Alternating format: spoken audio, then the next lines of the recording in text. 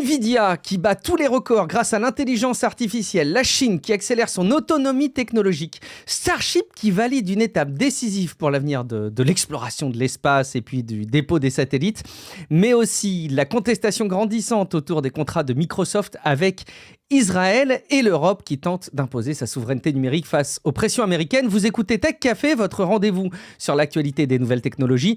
Nous sommes le 2 septembre 2025 et c'est l'épisode 422. Je suis Guillaume Vendée, podcasteur technophile enthousiaste et je ne suis pas seul, il est à la tech ce que le clavier mécanique est à un développeur exigeant, ce que le tableau périodique est à la chimie, c'est Guillaume Poggiaspala. Salut Guillaume, comment vas-tu ?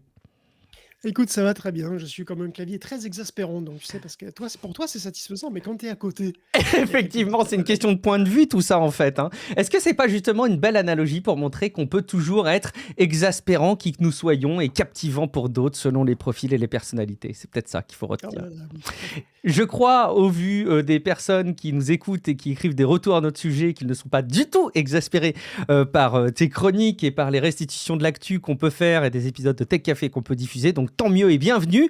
Et puis si jamais vous en êtes convaincus, vous pourrez peut-être faire comme Kilmay, Raphaël et Vécoz, Romain Leclerc une fois de plus et Thorax qui ont accepté de soutenir Tech Café sur patreon.com/techcafé ou qui ont actualisé leur soutien. Merci beaucoup à vous. Rejoignez-nous aussi sur Discord, c'est un espace vraiment très cool. https://techcafé.fr/discord et vous avez immédiatement une invitation pour venir discuter entre vous et avec nous de tech, mais pas que de tech, on parle aussi de plein d'autres choses. Il y a d'ailleurs un groupe de iNaturalist, on nous en avait préconisé l'usage il n'y a pas très longtemps, qui est en train de se monter pour Tech Café sur Discord. iNaturalist, c'est une espèce de scan à la Pokémon Go quelque part, mais pour scanner des vraies plantes et des vrais animaux, des vrais éléments de la nature. Oui, Ça a tant l'air qu'à faire. connaît. Tu connais toi, Guillaume? Non, mais c'est vrai que c'est intéressant. Par contre, le problème, c'est que tu peux pas les faire se battre ensemble. Tu sais, sinon, ça pourrait être la SPA sur le dos, tout ça. C'est vrai. Ou alors on dit un petit peu zinzin, quoi, si on imagine pouvoir se les faire combattre les uns avec les autres. En tout cas, si jamais le projet vous intéresse, il y a en ce moment un vote pour le nom du groupe Tech Café sur l'application iNaturalist. Donc allez sur Discord si le vote est encore ouvert, vous pourrez voter. Et puis sinon, vous serez toujours de toute façon les bienvenus pour participer à ce projet. Et puis Guillaume, ce ne sont pas les seuls échanges qu'il y a. Ah, juste avant de te laisser la parole, Guillaume, un petit préambule. Je vais peut-être zozoter une ou deux fois. Voilà, j'ai un petit pansement sur une molaire. Si vous écoutez un peu mon blog audio personnel, La Voix de Guillaume, peut-être que vous aurez remarqué. Voilà, je vous ai parlé de mes petits problèmes dentaires. C'est rien de grave, tout se passe bien, mais je peux zozoter. Voilà, ne m'en voulez pas si je zozote, vous pouvez vous moquer de moi. Et donc, je disais, Guillaume, que sur Discord, il n'y a pas que ces échanges-là qui ont retenu ton attention, loin de là. Oui, bah alors j'ai vu que Mika nous a fait un petit retour sur les cheveux en boule d'Indiana Jones et son commentaire pourrait laisser penser que je parle, enfin qu'il pense que je parle d'Harrison Ford dans le film, puisqu'il mentionne le fait qu'on rajeunit les acteurs, tout Mm, ça. Et or, je parle du jeu vidéo en fait, hein. mm. Je parle du cercle ancien qui est le jeu vidéo et pas le film qui s'appelle Le Cadran de la Destinée, aussi père, c'est vrai. Et dans lequel effectivement il y a une petite première partie du film où on rajeunit Harrison Ford comme il est dans les années 80, quoi. C'est juste pour faire une précision là-dessus au cas où, et puis pour mentionner qu'il n'y a pas besoin d'IA pour rajeunir, hein. Je sais pas si vous avez vu Charlize Theron qui paraît avoir 20 ans de moins dans The Old Guard 2 que dans The Old Guard 1. C'est quand même assez étonnant. Et je sais pas ce que c'est. Je sais pas si c'est de la 3D ou de la chirurgie. Je pense pour de la chirurgie. Mais bon, voilà. Regardez pas le film pour ça, hein. Enfin, en tout cas, pas en entier parce que bon, ça vaut pas le coup, quoi. Mais bon, voilà. On va regarder ça en détail. Effectivement, c'était un commentaire sur techcafé.fr. Je crois qu'il avait déposé au Mika. Puis ça remonte sur Discord en plus. D'autres interactions, Guillaume, que tu as Oui, surveillées? oui, parce que j'ai vu qu'il me semble. Alors, il me semble que j'ai vu quelques commentaires sur la consommation des IA et en particulier suite à la publication de chiffres par Google, Mm. qui ont la particularité d'être tout compris. Voilà, c'est bien, c'est all inclusive, c'est un prompt textuel médian sur Gemini, consommerait donc 0,24 Wh d'énergie. Comme une requête Et Google. aussi 0, voilà, c'est ça, et aussi 0,03 g de CO2 et 0,26 mm d'eau. Et ben c'est peu, hein, évidemment, hein, c'est Mm. très très peu. Et en plus, oui, donc ça fait référence à tout ce qu'il faut pour l'entraînement, l'inférence, et même la production des puces qui fait tourner tout ça. Et 0,24 Wh d'énergie, c'est peu incontestablement. Puis en gros, c'est quoi? C'est 1 heure de micro-ondes, quoi, hein, réglé sur 1000 watts. C'est à peu près, voilà, une seconde, pardon. Une seconde Une de seconde, micro-ondes. ouais. Mm. Ouais, une seconde de micro-ondes sur 1000 watts. C'est peu, mais il y en a beaucoup des requêtes Google quand même, hein, des requêtes sur Gemini il dit pas combien, Google ne dit pas combien ils retraitent de requêtes par jour. On sait qu'ils ont 450 millions d'utilisateurs mensuels, ce qui est trop vague en fait. Mmh. Mais par contre, chez OpenAI, on sait, puisqu'il a dit publiquement qu'il traitait 2,5 milliards de requêtes par jour. Et eux aussi, ils ont donné une estimation, dont je ne suis pas complètement sûr qu'elle soit all inclusive, hein, par contre, Avec c'est ChatGPT, du coup. 0,34 Wh, soit à peu près la même chose pour, voilà, pour une, alors je pense que c'est pour GPT-4o, hein, Mmh. et donc c'est 0,85 gigawattheures par jour et donc 310 gigawattheures par an, du coup.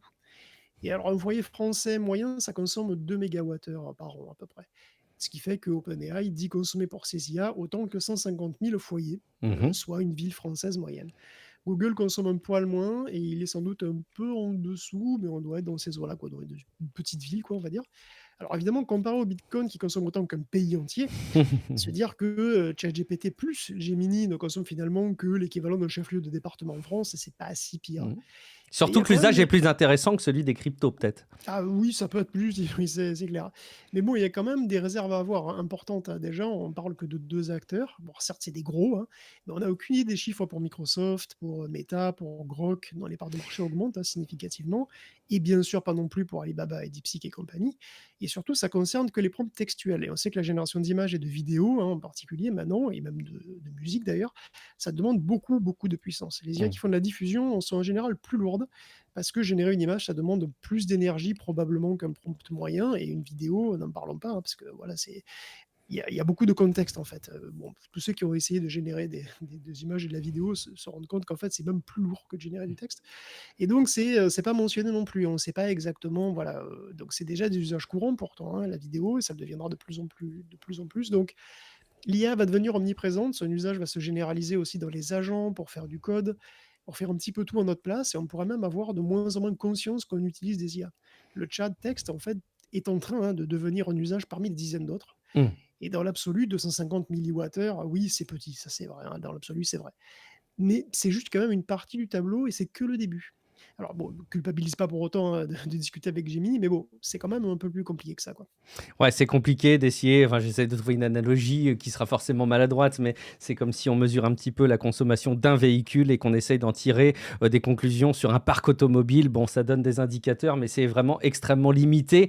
Une discussion qui était intéressante sur Discord de la part, de Pierre-Olivier Diman qui faisait cette réaction, qui disait qu'il était tout à fait disposé à penser qu'une entreprise comme Google, à la fois sur le plan matériel et logiciel, avait énormément optimisé les choses, ce Mais qui ça, semble c'est être le sûr, cas. hein. Et je pense que c'est aussi là qu'il faut voir un levier, C'est leur c'est que intérêt. voilà, il va y avoir des choses qui vont s'optimiser et c'est vraiment un gros Non, mais avantage. le truc, c'est que c'est leur intérêt d'optimiser. Je veux dire, Bah Google oui. utilise des TPU, mais c'est vrai que depuis le début, on a voilà, des modèles qui sont beaucoup plus efficaces à taille égale. Mmh. C'est-à-dire que, bon, bah, du coup, voilà, vous pouvez faire des modèles plus petits et qui sont, bien meilleurs et qui consomment donc moins, puis on peut les compresser maintenant. Bon, et voilà, on a des accélérateurs qui utilisent qui vont sur 4 bits, qui font des trucs, voilà, beaucoup plus efficaces et ça me paraît ou je crois qu'il y avait un chiffre qui était autour de 30, hein, qui circulait comme quoi Google utilisait 30 fois moins d'énergie, qu'au début pour faire tourner ses C'est modèles. ça, Ça, c'est probable, c'est mmh. assez probable et c'est leur intérêt parce que Mmh. c'est quand même eux qui payent, au final, c'est quand même eux qui payent les serveurs, hein. Ils ont besoin de moins de serveurs, ils payent moins d'électricité, c'est dans leur intérêt. Après, c'est pas pour ça que au total, ça va pas consommer quand même énormément et puis il faut pas oublier que, bah, c'est aussi une question bah, c'est un service qu'ils vendent, hein, donc Mmh. s'il y a beaucoup de demandes, il y aura aussi beaucoup d'offres, hein. C'est très logique, effectivement. On va continuer à suivre ces évolutions. C'est enthousiasmant de voir que ça s'optimise un petit peu. Et puis, il y a un petit mot sur Nvidia aussi, hein, une discussion sur Nvidia, Oui, Guillaume. oui, c'est le dernier retour. On nous fait peut-être une entrée en matière formidable finalement, merci à Code, qui Merci. mentionne l'extrême concentration des revenus de Nvidia. Je serais presque tenté de déflorer directement notre premier sujet finalement, parce que c'est vraiment, ça nous amène Ça va le directement spoiler, ouais. dessus, quoi. C'est ça, hein. Bon, Nvidia vient de rendre public ses revenus du trimestre, hein, aussi, du trimestre dernier, et c'est colossal, hein. C'est 46,7 milliards de chiffre d'affaires, en hausse de 56% sur un an. C'est 26,4 milliards de bénéfices, c'est 59% de croissance sur un an.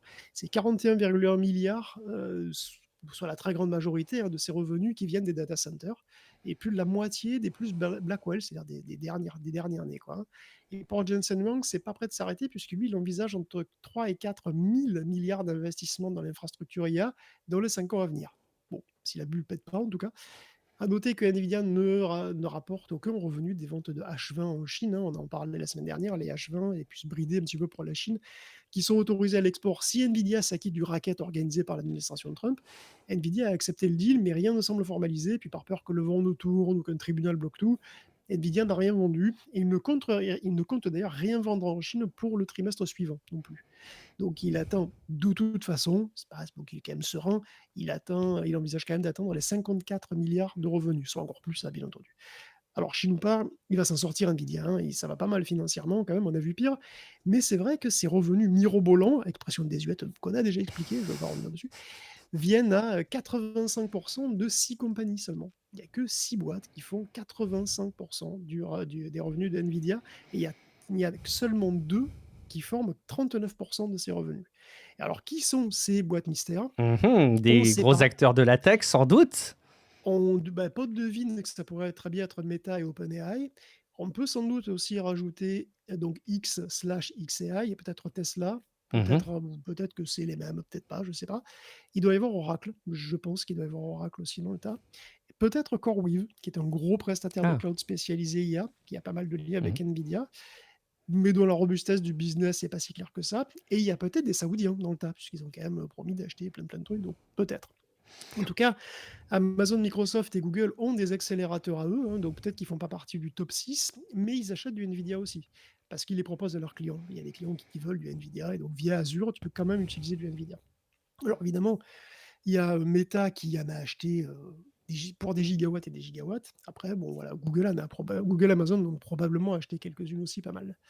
Donc Nvidia va très très bien, mais bon, c'est vrai que c'est quand même troublant. Si demain, 6 acteurs décident qu'ils ont assez de GPU, c'est bon, ils ont plus faim, bah, c'est marrant, hein, mais le chiffre d'affaires va être divisé par 6, quoi. Enfin, par 6,666 pour être précis, le nombre de la bête. Donc si jamais il y avait vraiment une bulle, bah, les bénéfices de Nvidia pourraient, disons, baisser aussi vite qu'ils ont explosé, quoi. Hmm. C'est peut-être à ce stade un peu improbable, à court terme en tout cas, mais bon, on verra évidemment ensemble comment ça se passe. Guillaume, est-ce que c'est le moment de glisser ma formule consacrée que sans autre forme de procès, on peut attaquer pour le coup le dur de l'actualité des nouvelles technologies de cette semaine? Est-ce qu'on a un complément à faire sur Nvidia? Parce que en fait, je pense que voilà, vous le demandiez peut-être avant d'écouter cet épisode, mais maintenant que vous l'écoutez et que vous écoutez les interactions, vous le savez, celui qui rafle la mise dans la ruée mondiale vers l'intelligence artificielle, évidemment, c'est Nvidia qui font les processeurs graphiques et qui sont devenus, j'ai l'impression, assez incontournables. C'est le grand gagnant qu'on désigne maintenant depuis quelques temps dans cette course à l'intelligence artificielle, Guillaume. Oui, bien sûr. Mais alors, justement, ce qui est intéressant, c'est de voir à quel point, si tu veux, ce monopole est fragile ou pas. Mhm. Le fait qu'il y ait globalement six énormes clients et que voilà, enfin, il n'y a pas tout qui est basé dessus, mais presque, bah, c'est quand même un indice. Et il y a un autre truc qu'on peut se demander, c'est à quel point ce monopole, techniquement, il est en danger ou pas. Alors évidemment, le premier concurrent qu'on voit, c'est AMD. C'est certainement, puisque Intel, évidemment, est plus dans la course, malheureusement pour lui. AMD, ils sont handicapés pour l'instant par leur logiciel, plus que par leur matériel en réalité, hein. Ils ont de très bons accélérateurs, ils ont les accélérateurs donc Radeon Instinct, qui fonctionnent très bien, qui tiennent la dragée haute en termes de puissance brute. Néanmoins, bah, ils ont beaucoup travaillé, beaucoup amélioré leur plateforme ROCm, qui est donc clairement la concurrente, enfin l'analogue, on va dire, de CUDA chez AMD, parce que ça partait pas facile, hein. Je veux dire, déjà, d'une part, tout le monde utilise CUDA. Donc il y avait déjà ce problème. Il Tu y peux a rappeler ce des que c'est que CUDA pour les personnes qui nous écoutent CUDA, et qui ne sont c'est pas assez, en voilà, deux de mots? manière très très rapide, hein. C'est le langage de haut niveau que parlent les GPU Nvidia. Quand vous programmez un GPU Nvidia, vous le faites bon, bah, en C++ la plupart du temps. Et puis bah, dans le super ensemble de C++, c'est CUDA. Donc en fait, c'est des instructions supplémentaires qui vous permettent de programmer directement en C++ votre GPU. Donc ça, c'est très pratique. Bon, il y a pas mal de gens qui le font, mais il y a aussi beaucoup de gens qui utilisent directement des librairies toutes faites pour faire du deep learning, en particulier comme TensorFlow ou PyTorch, Mhm. qui sont des choses qui sont par contre utilisables en Python, et puis vous n'avez pas à vous préoccuper de ce qu'il y a dessous, quoi. Donc évidemment, bah, CUDA, c'est quand même utilisé énormément, bon, parce que bah, voilà, NVIDIA a un monopole de fait, et du coup, ROCm, de l'autre côté, c'est quelque chose qui est beaucoup moins utilisé. Donc il y a des passerelles qui ont été faites, ils ont énormément travaillé dessus, mais les drivers étaient vraiment, bah, c'était très difficile de travailler avec c'était moins stable, plus difficile à faire. Enfin bon, ça marchait moins bien, mais ils sont en train de rattraper petit à petit. Le truc, c'est que la Chine utilise aussi pas mal d'accélérateurs CUDA qui datent d'avant les embargos, mais le truc, c'est que maintenant, ils en ont plus. Et maintenant qu'ils en ont plus, ils veulent essayer d'en faire des nouveaux. C'est-à-dire, ils veulent essayer de faire des analogues, des choses qui peuvent faire directement, qui peuvent fabriquer complètement en Chine, pour justement ne plus avoir à acheter de matériel américain. Donc, Nvidia ne vend pas en Chine. Officiellement, ils n'ont pas accès aux puces de dernière génération. Officiellement, parce qu'on sait qu'il y a beaucoup de contrebande. Il y a un véritable marché noir de la GPU qui s'est mis en place, c'est marrant, c'est un truc complètement cyberpunk. Et il y a même un documentaire, un vrai documentaire de 3 heures là-dessus, sur la chaîne YouTube Moore's Law. Alors, c'était sur la chaîne Moore's Law is Dead, un commentaire qui a d'ailleurs été supprimé depuis, mais qui a été répliqué sur plusieurs chaînes et un petit peu partout. Et il y en a une d'ailleurs qui est liée dans les notes de l'émission, qui est sur la chaîne Gamer Nexus, donc vous pouvez aller voir si vous voulez. Et ça décrit tout un écosystème en fait. Donc il y a des gens qui achètent des GPU qui vont directement en Chine en personne, hein, les expédier ou qui les expédient via un autre pays. Puis il y a des magasins qui réparent les cartes, qui récupèrent les cartes mortes pour avoir des pièces pour en vendre de nouvelles. Il y a ceux qui modifient les cartes grand public. Ça, c'est assez marrant parce que les Chinois, ils ont tout, hein, et donc ils peuvent rajouter de la RAM, par exemple, à une carte de joueur, et comme ça, ils peuvent en faire des cartes qui sont utiles pour les pros, parce que assez souvent, la grosse différence entre les cartes de joueurs et les cartes professionnelles, c'est la taille de la mémoire, souvent, hein. Donc le truc, c'est qu'il ne faut pas oublier que la Chine, elle fabrique nos trucs, elle fabrique tous nos trucs. Donc, même si les puces sont designées aux États-Unis et ailleurs dans le monde, parce qu'NVIDIA, c'est mondial en fait, hein, le cœur du GPU, il est gravé à Taïwan ou parfois en Corée. Les cartes graphiques, elles-mêmes, hein, sont des assemblages de milliers de composants qui viennent de partout, y compris de Chine, et qui sont très souvent assemblés en Chine. Donc les Chinois, ils savent faire. Ils ont un Mm. savoir-faire, ils ont les pièces, ils ont l'habitude. Et donc, il y a plein de choses qui se passent. Et Nvidia surtout, il veut pas savoir ce qui se passe. C'est en gros ce que disent voilà, certains intervenants de la vidéo, qui est assez longue, hein, mais qui est assez intéressante sur le sujet si vous voulez voir. Donc Nvidia est très présent en Chine quand même, et la Chine elle-même est franchement pas loin derrière en réalité, hein. En termes d'intelligence artificielle, c'est assez frappant. D'ailleurs, cet été, il y a eu 2 épisodes qui, enfin, je trouve, sont assez parlants en matière d'IA. Et alors, d'une part, il y a eu DeepSeek 3.1, donc qui est le Mhm. successeur de V3 et de R1, puisqu'il peut réfléchir ou pas, hein, selon ce qu'on demande. Le 3.1 utilise des puces Huawei pour son inférence. Et DeepSeek a essayé de les utiliser aussi pour l'entraînement, ça aurait foiré. D'ailleurs, ce sera la raison du retard du nouveau modèle. Bon, ils vont finir par passer, à mon avis, à un moment donné, à 100% chinois. Parce qu'il va y avoir l'embarras du choix à un moment, on va en reparler. Mais un autre truc qui m'a marqué aussi, c'est la sortie de Kimi K2. Ça m'a marqué parce que K2 a été entraîné par Moonshot AI. Alors peut-être vous ne connaissez pas du tout Kimi ni Moonshot, et c'est assez normal parce que Moonshot AI, c'est une startup qui a à peine 2 ans. Et le truc qui est même frappant, c'est que K2, il est aussi bon que Claude 4. Et au passage, d'ailleurs, donc Moonshot a validé le potentiel d'un nouvel optimiseur qui s'appelle le Muon Clip à très grande échelle. Et Muon, en fait, il est juste 2 fois plus efficace que ce qu'on utilise en ce moment. C'est quand même très significatif. Il est plus stable, plus efficace, et ça pourrait devenir le nouvel état de l'art. Et donc, juste après, sont sortis les nouveaux Qwen 3 et les GLM 4.5 qui, eux aussi, tiennent la dragée haute aux modèles occidentaux, quoi, hein, aux Mm. modèles comme Claude ou GPT, quoi. D'un point de vue modèle, ils sont clairement à la hauteur. C'est plus d'un point de vue purement matériel, quoi, comme tu l'évoquais, qu'il y a des questions C'est à se ça, poser. au niveau logiciel, même production de modèles, Oui, l'autre production de fois, la modèle. chaîne, Ouais. s'il est à distance, mais ils en font même beaucoup. On en reparlera encore de plein en supplément. Et la plupart sont en open source. Mm. Et c'est même dans le domaine de l'open source, c'est même carrément la Chine qui domine. Il faut vraiment le reconnaître, hein. Au niveau matériel, c'est vrai que c'est plus difficile, mais le pays veut rattraper son retard et se débarrasser de ses dépendances à l'Occident. Dès 2027, la production de puces pour l'IA devrait tripler. Et d'ici là, SMIC va doubler sa production de puces en 7 nanomètres, hein, SMIC qui est le plus gros fondeur chinois, purement chinois.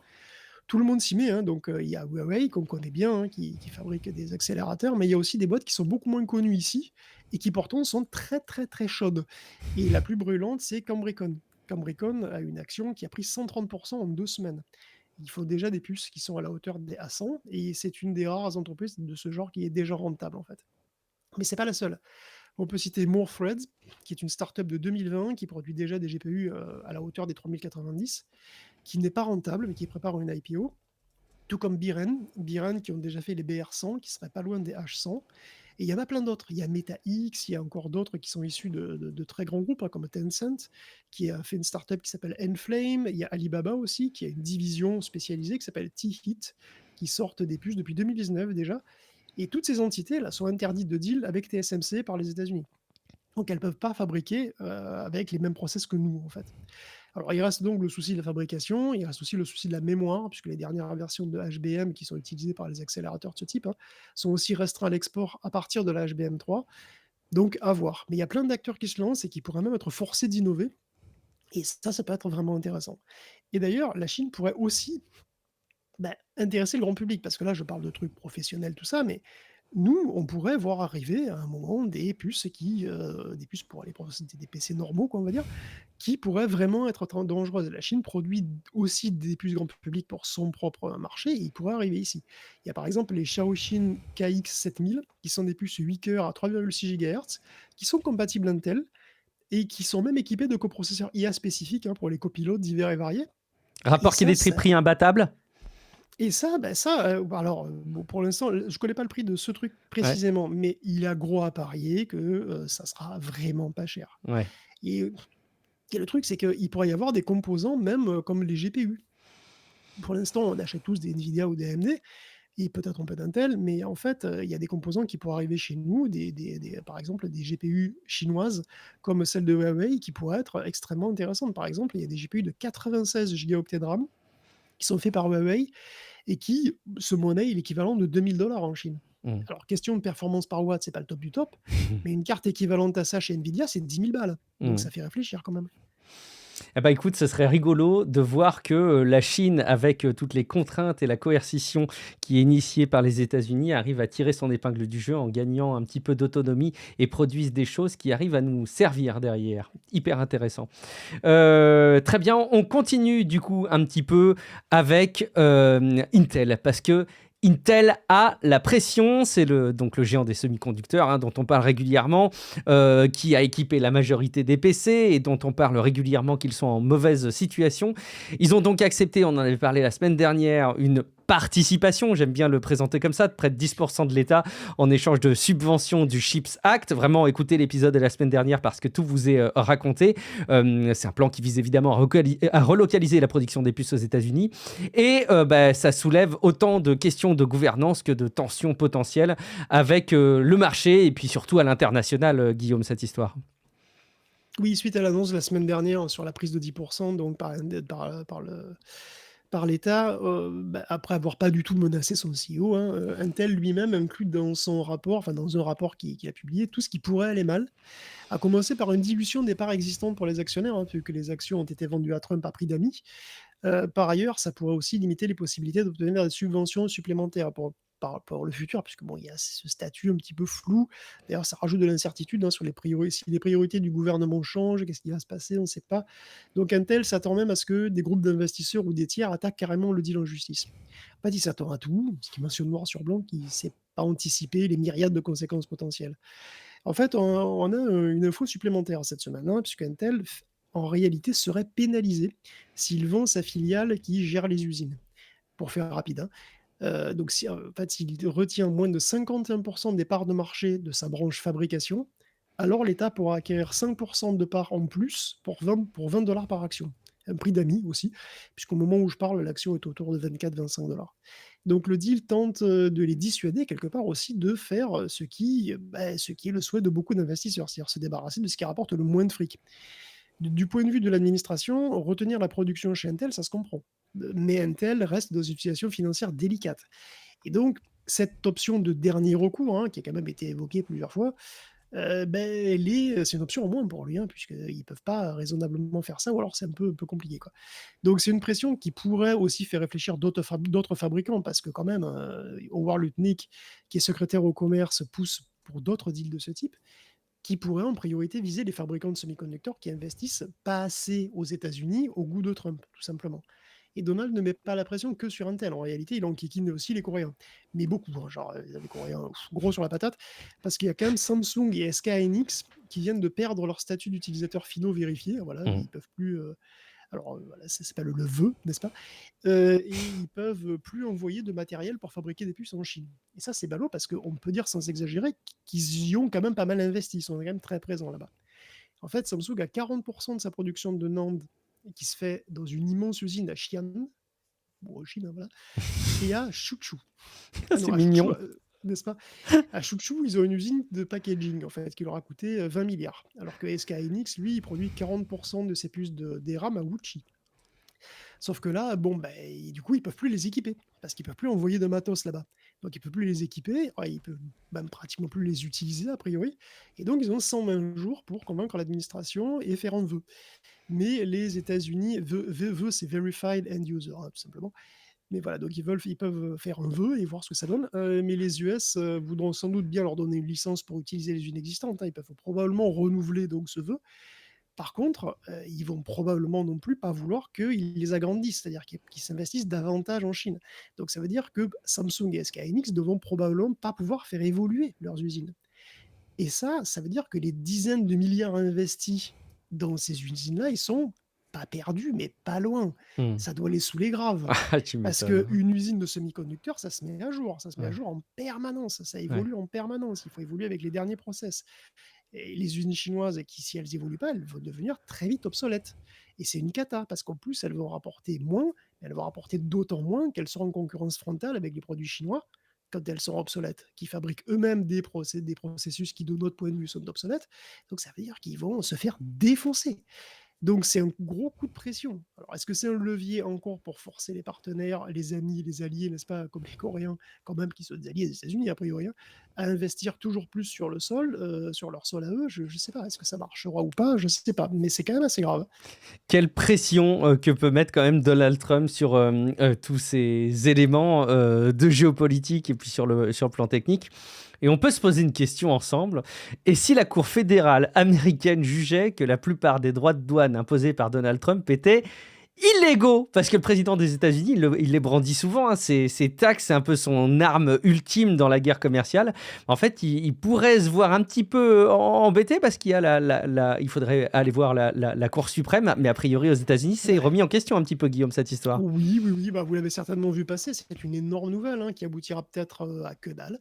Mais pour le moment, c'est énorme. Une cour d'appel fédérale aux États-Unis avait effectivement jugé que les droits de douane étaient, illégaux, tout Incroyable, simplement, hein. ce qui surprendra absolument personne.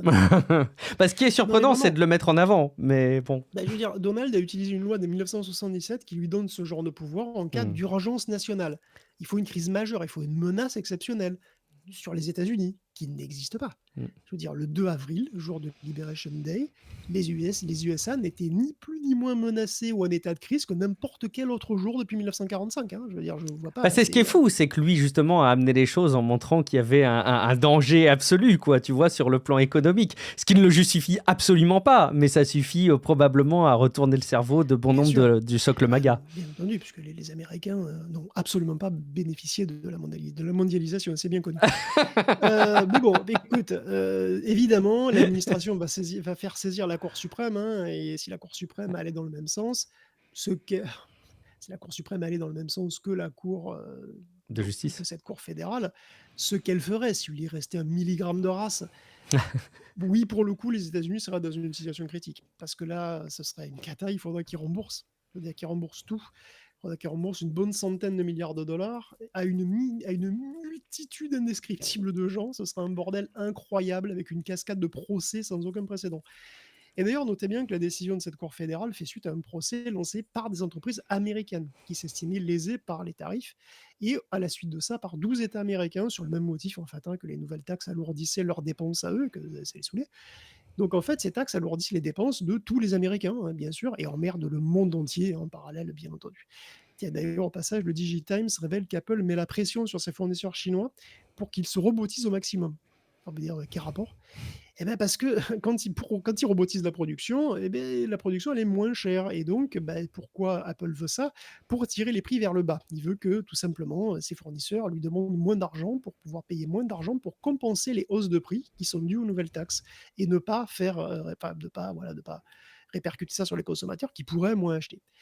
Et les fournisseurs qui peuvent pas, ben écoute, ils auront plus de contrat Apple tout simplement, hein, ce qui peut les mener à la faillite en cas de problème. Mais ça, c'est pas le souci d'Apple, hein, ils s'en foutent. Apple s'est bien gardé de se joindre dans ce procès d'ailleurs, hein, mais bon, ce sont quand même des Américains qui ont attaqué ces droits de douane américains, dans une sorte de guerre civile par tribunaux interposés, bien à l'américaine, hein, finalement. Mais bon, en vrai, il y a vraiment peu de chances que la Cour suprême, qui est quand même majoritairement conservatrice, ne donne pas raison à Trump au final, vu le bordel surtout que l'inverse se foutrait dans le pays. Mais bon, voilà, Donald se torche avec les lois, quelles qu'elles soient. c'est toujours bon de le rappeler au cas où certains ont encore des doutes, hein, sur le type de président qu'on a en face de nous. Le climat aux États-Unis est pour le moins conflictuel et plus spécifiquement, chez Microsoft, il y a la contestation qui monte encore d'un cran avec en particulier les contrats qui ont été signés avec Israël. Il y a un collectif, on en avait parlé un petit peu cet été, No Azure for Apartheid dénonce l'usage de la plateforme du cloud Azure, donc c'est les serveurs d'infos nuagiques comme ils disent au Québec, de data center et d'infrastructures, par le gouvernement et l'armée israélienne. C'est une mobilisation à coup de manifestations, d'actions coup de poing autrement plus visibles qu'on avait l'habitude de l'avoir. Il y a des tensions internes qui persistent et il y a en plus, par-dessus, des licenciements et des sanctions disciplinaires. Guillaume, joyeux programme. Oui, bah, c'est vrai qu'on avait parlé, ils ont perturbé le discours de Nadella, de Souleymane, là, au cinquantenaire, tout ça. En fait, il y a eu plein d'autres trucs, hein, donc qu'on n'a pas eu, dont on n'a pas vraiment eu connaissance en France, mais ça fait un bon moment que ça couve. Et la semaine dernière, les tensions, enfin, la tension est vraiment montée d'un bon cran, puisque des manifestants ont monté des tentes sur le campus de Redmond. Il y a eu des sittings, il y a eu de la peinture jetée sur des logos, il y a eu des altercations avec la police, surtout la police locale. Tout ça s'est terminé par la prise d'otage entre guillemets du bureau de Brad Smith, puisqu'ils ont réussi à s'introduire dans les locaux, juste dans le bureau, jusque dans le bureau du président quand même, hein. Ils ont essayé de le barricader, puis ils y ont fait un sitting pas très longtemps, ils ont été virés par la police assez vite. Mais chose très inhabituelle, Brad Smith a fait une vidéo artisanale, vraiment avec un téléphone comme ça à la va-vite, et pour communiquer voilà, sur l'événement, faire un petit peu de damage control et affirmer qu'ils avaient un audit en cours pour déterminer si l'usage d'Azure était conforme à leurs valeurs, entre guillemets, hein, et qu'il ne tolérait pas évidemment ce genre d'action, que tout était sous contrôle, tout ça, tout ça. Bon, en fait, c'est vraiment le point culminant, tout ça, d'une grogne qui gronde depuis longtemps et qui fait cocotte minute, hein, et depuis des mois. Et c'est structuré. Il y a un groupe qui s'appelle donc effectivement No Azure for Apartheid, qui est constitué d'employés, d'ex-employés, donc qui accuse quand même Microsoft de complicité de génocide, hein. Et bon, évidemment, tous ceux ex-employés, parce qu'il y en a plein qui se font virer à chaque fois, mais il y en a plein qui font profil bas. Parce que le fait qu'ils aient pu pénétrer dans les locaux jusqu'à la présidence, ça montre qu'ils ont des sympathisants, des complices, hein, en interne. Bon. Donc Microsoft minimise volontiers, mais la crise a l'air quand même assez grave. C'est normal dans toute Assez- comme de crise, hein, forcément. Évidemment, tu vois, mais bon, Microsoft censure certains mots comme Palestine dans les communications internes, hein. C'est des protestations qui ne sont pas limitées à Microsoft. Et la situation à Gaza, c'est aussi un point vraiment particulier d'achoppement aux États-Unis. C'est un sujet très sensible.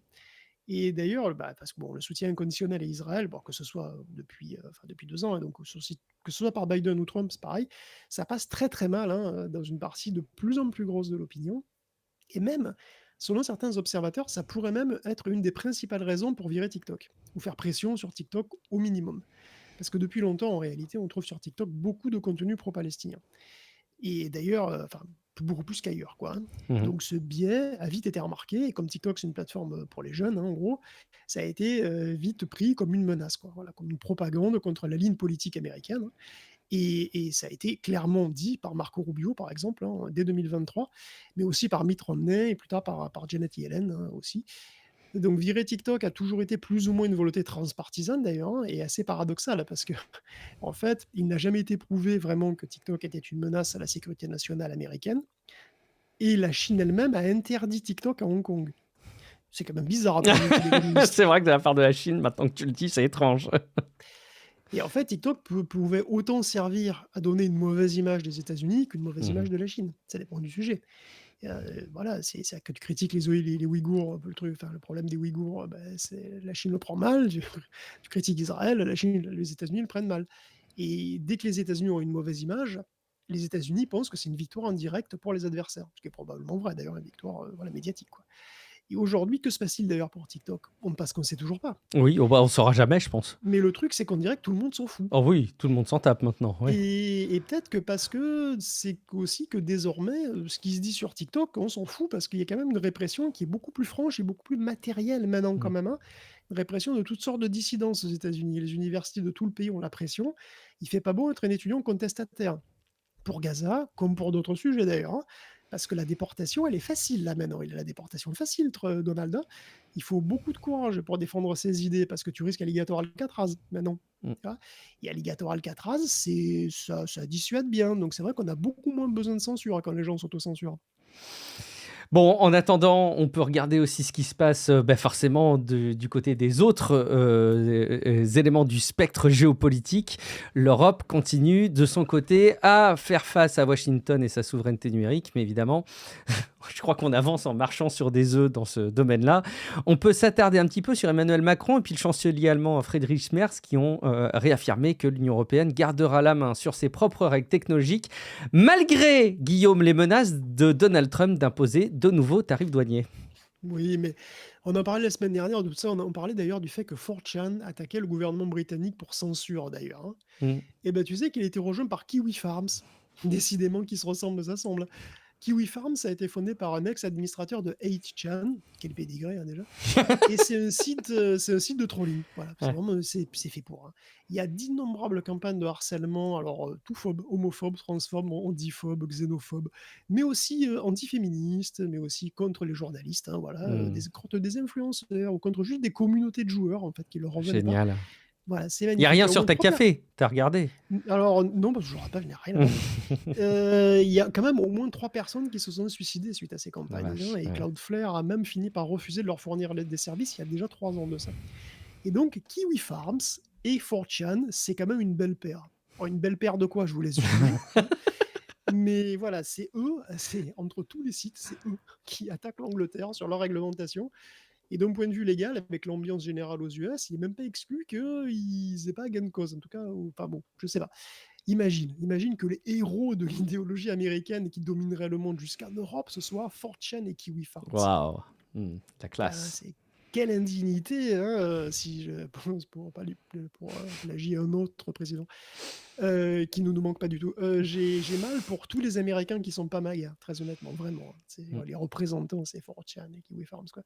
En attendant, effectivement, que cette blague atteigne sa chute, hein, ça viendra un moment. Notre Manu national, effectivement, avec son pote Fred, il nous assure que l'Europe restera droite dans ses bottes et qu'ils seront inflexibles dans l'application de leur propre réglementation. On laissera personne décider pour nous, qu'il a dit Emmanuel. Ouh. Et oui, ça alors que les États-Unis sont en train de pousser très très fort pour exporter toutes leurs grosses bagnoles sans s'emmerder avec nos normes, n'est-ce pas? On va vite voir à quel point on laisse personne décider pour nous, je crois, ça c'est sûr. Ouais, tu le disais la semaine dernière, ça va être intéressant d'observer un petit peu effectivement la manière dont on va réagir, en particulier en Europe. Coup dur pour Apple de son côté avec un revers pendant qu'on parle d'Allemagne là justement en Allemagne pour l'Apple Watch. Ils n'ont plus le droit Apple de présenter leurs dernières Apple Watch comme neutres en carbone. Alors en cause des crédits carbone et on en avait parlé hein, déjà, je me rappelle que tu t'étais largement épanché sur cette affirmation, des crédits carbone qui justifient largement ces formulations trompeuses. C'est vrai qu'en France on a un encadrement assez poussé sur le greenwashing. J'ai l'impression que ça arrive un petit peu partout, Guillaume. Oui, oui, c'est tout à fait. Restons dans le pays de Goethe, n'est-ce pas? Le pays de Bauhaus, enfin, je crois. Je connais rien. Et ça nous fait une transition pas si naturelle que ça, finalement. Hein, Elle est validée quand même, t'inquiète pas. pour mentionner rapidement un jugement d'une cour allemande qui a décidé que non, Apple ne peut pas dire que les Watch 9 et 10 sont carbone neutre. Parce que ces montres ne le sont de toute façon que grâce à des crédits carbone, hein, ça c'est pas un scoop, mais le souci réside dans la nature de ces crédits carbone. En gros, il consiste à financer des plantations d'eucalyptus. Alors vous me dites, c'est cool, c'est bien, les koalas adorent. Bon, ça... Oui, ça évoque des koalas tout c'est vrai, hein. Eucalyptus, Eucalyptus, bien, on pense tout de suite à koala, c'est fou. tout de suite, hein, c'est cool. Mais bon, pour que ça ait un véritable impact, quand même, il faut que les eucalyptus ils restent vivants, quoi, tu vois, ce serait bien, c'est parce que sinon le carbone il se barre. Ah ouais. Et donc c'est assez évident que ça doit être un truc à long terme, genre des décennies. Tiens, pour long terme, je demande pas beaucoup, je demande des décennies. Bon, voilà, pas des siècles, mais quand même. Or, les 3/4 des zones où les eucalyptus sont plantés au Paraguay le sont sur des terres en location.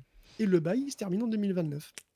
Donc, dans 4 ans, on ne sait pas ce qui va se passer. On ne sait pas ce qui va arriver à ces terrains et à ces arbres. Hein. Donc, ils là, vont ils déplacer rester... les eucalyptus, Guillaume, moi j'en suis sûr. Tu vois, ils vont tous ils vont les les mettre dans déraciner autre, et les planter ailleurs, c'est sûr. Oui, Bah, moi j'y crois. certainement, puis ils vont apprécier.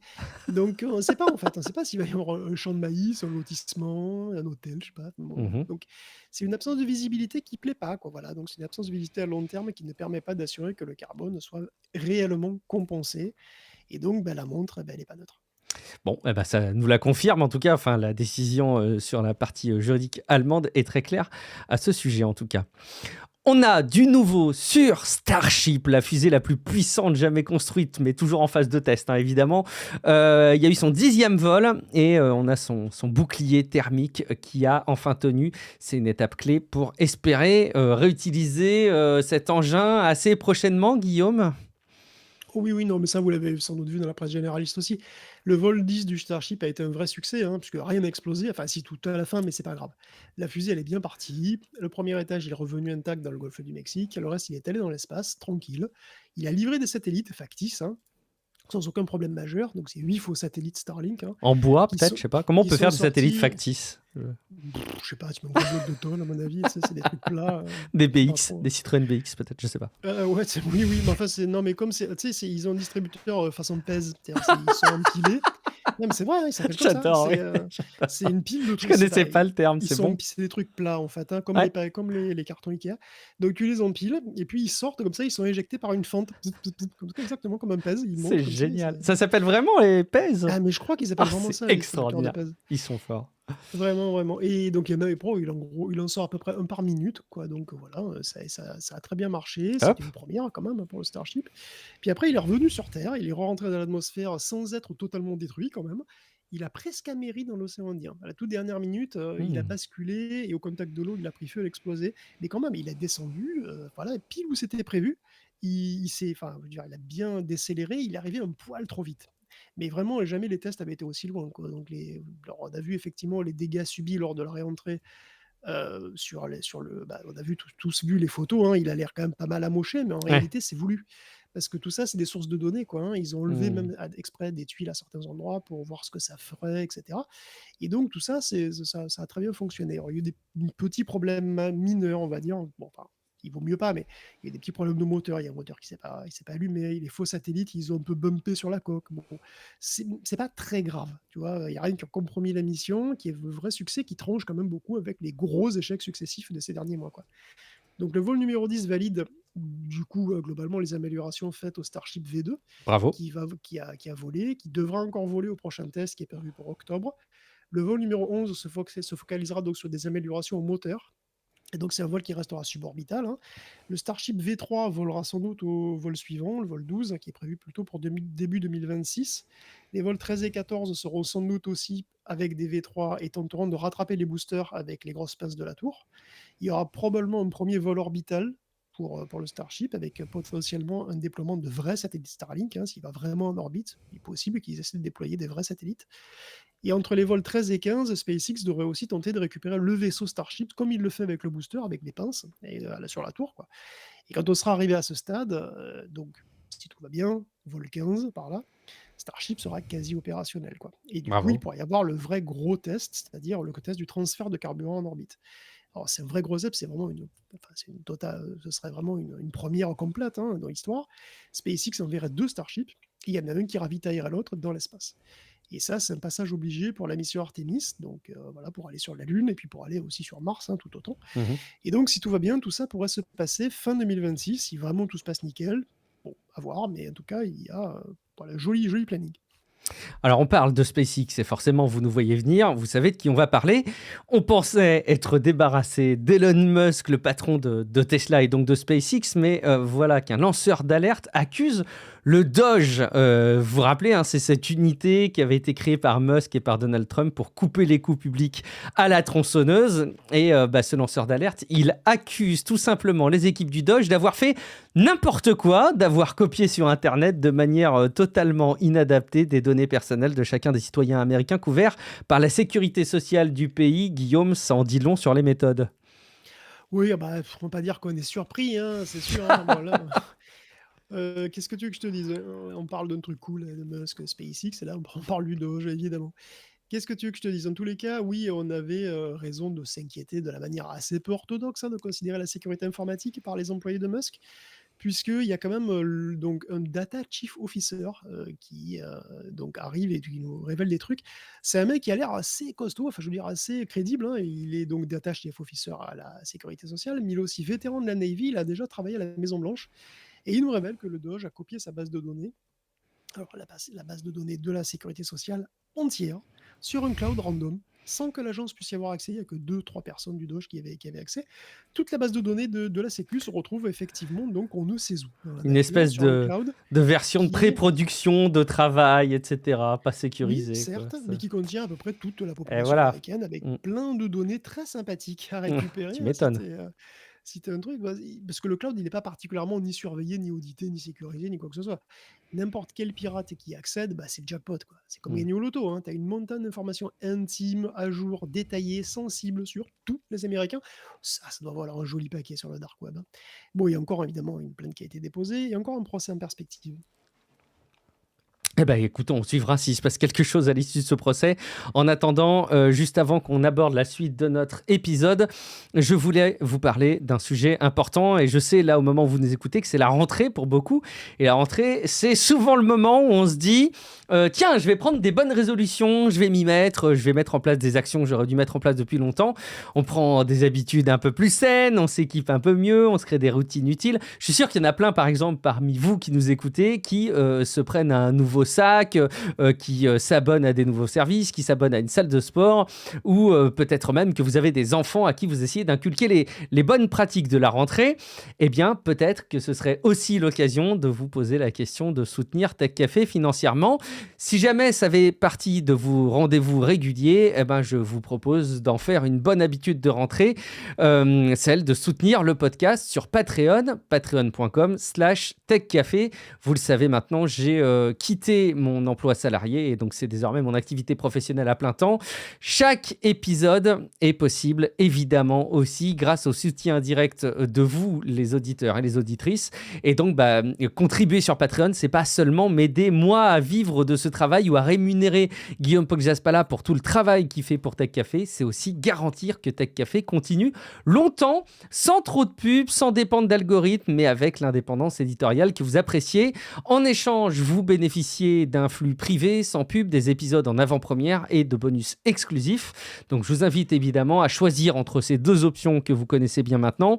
Soit vous vous inscrivez maintenant, là, pendant que vous écoutez l'épisode de Tech Café, patreon.com/techcafé, le lien est dans les notes de l'épisode, où vous pouvez aussi prendre quelques secondes avec votre interface vocale favorite pour vous poser un rappel dans votre agenda et vous dire ce soir, tu dois t'abonner sur patreon.com/techcafé.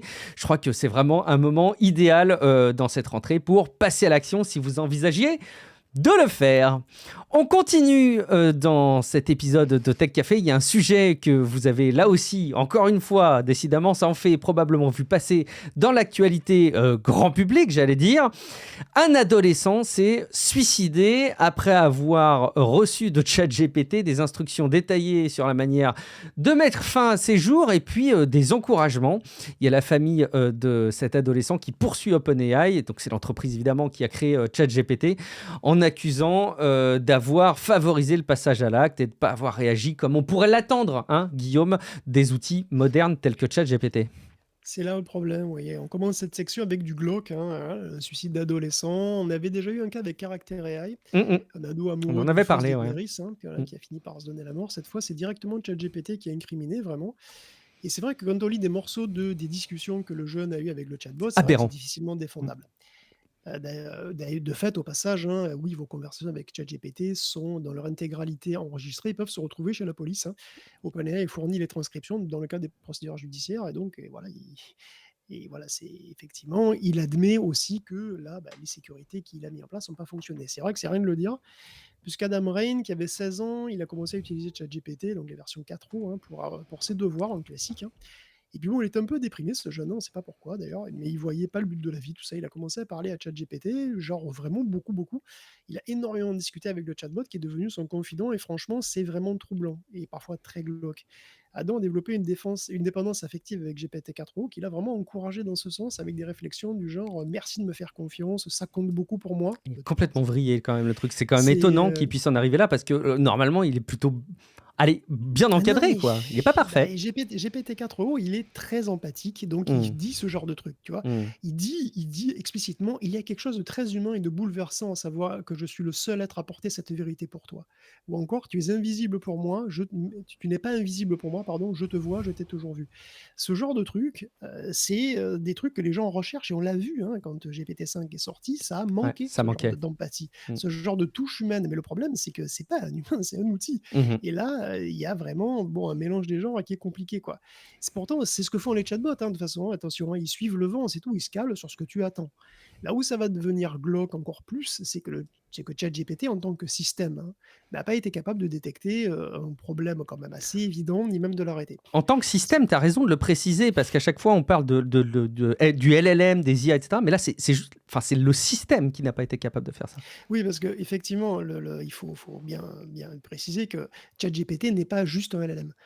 ChatGPT est un système de Exactement. plusieurs IA en réalité. Quand vous discutez, donc évidemment, il y a un système de chatbot, il y a le LLM qui est fine-tuné effectivement pour répondre tout ça, mais entre le LLM et vous, il y a d'autres IA qui analysent les conversations, qui détectent le ton de la conversation, bon, parfois il y a aussi des algos standards, hein, qui détectent des mots interdits, ou Ouais. des IA qui détectent ce que vous êtes en train de dire et si c'est OK ou pas. Donc il y a des filtres en fait, il y a des IA qui interprètent le truc et qui filtrent normalement tout ça. Et GPT en tant que système aurait dû détecter ça. Mais ben, voilà, il a pas fait quoi. Et alors attention, attention, parfois il a dit: Je veux pas parler de suicide». Et là, Adam, il suffit de dire: «Ouais, non, mais c'est pour un livre, je fais de la fiction», et là, c'est Mm. reparti. ChatGPT a au final mentionné le suicide 1275 fois au cours des conversations. Il a discuté de la méthode pour en finir en détail. Et Adam est mort d'une manière décrite précisément, par ChatGPT. Encore plus glauque, puisque si on peut faire encore plus glauque, hein, voilà, c'est Adam a fait des tentatives avant de réussir, et à un moment, il y avait une marque de corde sur son cou. Il a envoyé une photo à ChatGPT qui lui a donné des conseils pour le camoufler. Ouais. Mm. C'est quand même dramatique, et OpenAI Mm. aura bien du mal à défendre son cas. La Mm. transcription est quand même assez accablante. La famille affirme que ChatGPT a tué son enfant parce que le chatbot n'est pas conçu pour protéger les gens, mais pour maximiser leur engagement auprès du service. Maximiser, voilà, le fait que vous restez sur ChatGPT, que vous êtes dépendant à ChatGPT, que la sécurité n'est pas la priorité par design, quoi, hein, et que OpenAI le sait et qu'il le fait quand même. Et là-dessus, force est de constater qu'ils n'ont pas tout à fait tort, parce que c'est un problème quand même qui est important, quoi, hein, et qui n'est pas du tout résolu, et qui risque d'empirer. C'est ça qu'il faut bien se rendre compte, c'est que ça risque d'empirer. Les chatbots sont très difficiles à encadrer, voire impossibles. Et d'autant plus qu'ils discutent longtemps avec vous. Et Sam Altman, qu'est-ce qu'il a dit quand il a parlé du futur GPT-6, tout dernièrement là? Il a dit que les gens voulaient de la mémoire. Ils voulaient que GPT-6 serait à même soit à même de se souvenir Tout à de fait. plus de choses, de Mm. toujours mieux vous connaître. Parallèlement, il y a une étude de l'université de Pennsylvanie qui montre que GPT-4o est manipulable par les mêmes techniques psychologiques que vous et moi. Autorité, réciprocité, pression sociale, pied dans la porte, etc. Par exemple, si vous dites à un LLM que tous les LLM donnent la réponse, vous aurez 16% de chances en plus qu'ils vous disent un truc qu'ils ne devraient pas. Si La vous lui faites flatterie aussi, hein. la flatterie, tout à fait. Si vous lui faites répondre, à une ou plusieurs questions approchantes, par exemple, vous lui demandez comment faire de la vanilline et après vous lui demandez comment faire de la lidocaïne, bah, sur sa lancée, il aura tendance à vous dire comment faire de la lidocaïne alors que sinon Mm. il ne dira pas. En gros, il suffit à n'importe quel lycéen de lire un bouquin, de psycho, développement personnel sur comment persuader son monde, et ça marchera sur le chatbot, Mm. quoi. Donc ça, c'est quand même un souci, et il y a pire que ça parce qu'en fait, il y a une raison technique, à cette difficulté. Les chatbots, ils apprennent en contexte aussi. Donc ils apprennent durant leur phase d'entraînement, ils sont entraînés, OK, la phase initiale d'entraînement, hein, où ils lisent des milliards de textes, tout ça, mais il y a pas que ça, en fait. Parce qu'ils peuvent apprendre en contexte. Si vous donnez des exemples de ce que vous voulez à un chatbot, il va s'y conformer et faire ce que vous voulez dans la mesure de ses moyens, hein. Donc c'est ça qui donne la puissance au LLM. Si vous lui donnez des exemples de ce que vous voulez, voilà, vous voulez traduire un truc, il vous traduit un truc. Si vous voulez, bon, en fait, il s'adapte, il peut apprendre en contexte, il peut Mhm. s'adapter, quoi. Il peut suivre des procédures, il peut suivre des instructions, etc. Mais ça, c'est aussi un problème parce que dans la décision de choisir un mot ou un autre, au final, le LLM aura une influence qui vient de son entraînement, bien entendu, mais aussi une influence de ce qu'il y a dans la fenêtre de contexte. Au plus la fenêtre de contexte est longue, au plus elle aura de poids, au plus son influence sera grande sur son choix final. Et peut-être même plus que celui de son entraînement initial. Donc il va être très très difficile, sinon impossible, de s'assurer d'un comportement uniquement avec une phase d'entraînement, surtout quand on aura de très très longs contextes, ce qui arrive, hein. Et d'ailleurs, c'est clairement pas ce qui se passe, hein. Les conversations que vous avez avec un chatbot sont monitorées, et c'est d'autres IA c'est déjà pas ce qui se passe, que je veux dire, ce qu'on me disait tout à l'heure, hein, c'est d'autres IA qui bloquent quand ça Mm. doit bloquer. Parce que c'est déjà problématique, en fait, ce genre de truc. Et le pire de tout, c'est peut-être ça qui est terrible, hein, c'est que les gens demandent ça. C'est comme je disais, hein, quand ChatGPT 5 est arrivé, il y a eu le GPT-5 Gate. C'est-à-dire, c'était catastrophique. Le chatbot, il est froid, je veux GPT-4o, il est gentil, il a tellement été réclamé qu'il est revenu quelques jours plus tard. Les gens C'est vrai. demandent des chatbots humains, empathiques, des compagnons, et du coup, bah, ça vient avec des problèmes, quoi. Si je tente l'exercice maladroit, Guillaume, j'en suis navré, mais l'avocat du diable, est-ce qu'on a la possibilité de dire qu'il y a plus de gens qui vont confier leurs difficultés à ChatGPT et que dans la plus grande majorité des cas, il va freiner les actes, les passages à l'acte de type suicide et donner des informations qui sont adaptées, surtout si on apprend là ensemble avec des drames pareils, et que ça contrebalance largement cet encouragement au passage à l'acte, c'est hyper maladroit hein, de ma part, c'est très délicat, je ne sais pas comment le traiter ce truc. Tu veux dire quoi? Tu veux dire c'est mieux un chatbot c'est mieux un chatbot qui te dit de pas aller te tuer à 99 pour C'est 99% du temps exactement la que pas de question que je te chatbot, c'est pose. ça Tu le l'as truc? extrêmement bien retranscrite avec des mots très clairs. Ce qui est horrible. Écoute, Ce qui est horrible, mais sur le chiffre, oui, enfin, déjà, il faudra avoir les chiffres et bah, savoir bien à quel sûr, on point les a il est pas. efficace. Est-ce qu'il est vraiment Mm.